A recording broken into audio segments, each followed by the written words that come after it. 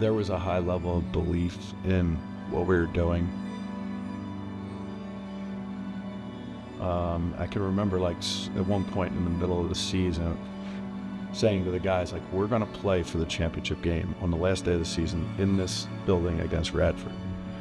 And it was more like I knew we were good, and I don't think we were at the top of the standings at that point, but I could kind of see how it could have potentially play out if we continued to do what we were doing.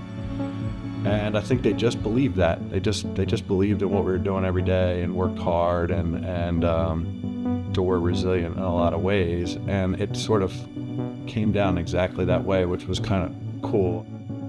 I felt like we were really close as a group together my last year, and then it just kind of translated over to the court the next year. You could really tell that everybody's liked each other, wanted to play together, and the coaching staff has continued to build off of that. And even when I was back working on operations and coaching and stuff, there were some things that they still harped on from that time that they won and how they used that to build each year. I mean, we had a really good group of guys, obviously a bunch of good players. Chris scoring 30 points a night, obviously is the starting point, but had a good core group around him that everyone knew their role and fit in well. And a lot of experience playing together, so once you stack 2 or 3 years of all the same guys playing together, it goes a long way, and it was a really good run. There were a lot of special guys on that team, guys that were 4-year guys.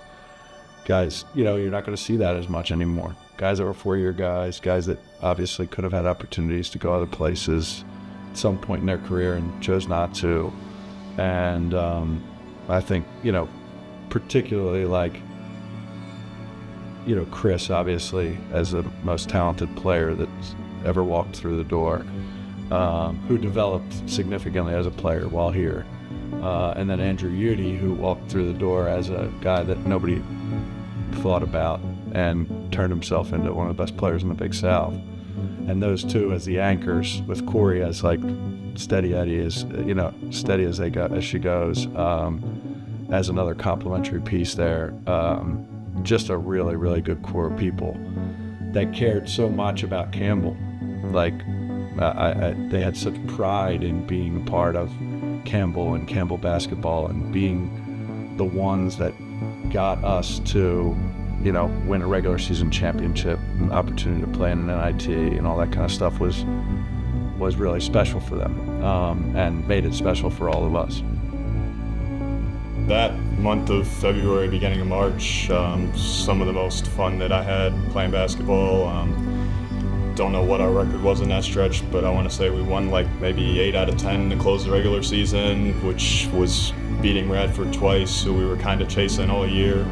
And then obviously senior day, beat them to clinch the regular season, packed crowd. It was awesome to be a part of. It was really cool. I mean, it was amazing. I think back on that, that championship game atmosphere and how just packed, and everybody knew what was at stake. And it's very rare that it falls that way, right? We could have easily played that last game, and we're going to Longwood, and they're playing at home against Asheville or whatever. Like, it could have gone any which way. It just happened to line up perfectly that you get the game to play for the regular season right there. And it was neat.